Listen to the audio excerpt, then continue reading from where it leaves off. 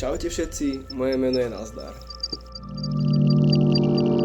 Za 5 minút som sa tu zvedol.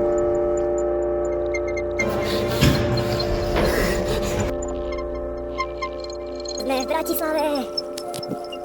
Jak v Bratislave. Však nie, však toto je ten bratislavský hrad, nie?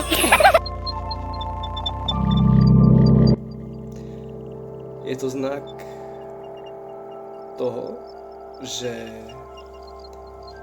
chcem sa zmeniť. Veľa z nás nežije ten život, ako keby ho mali obmedzený.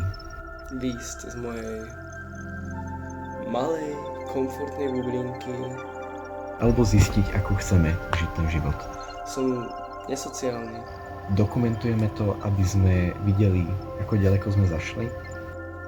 Je to strašne príjemný pocit proste, že už vieš, že pôjdeš proste do toho sveta, pôjdeš do svojej komfortnej zóny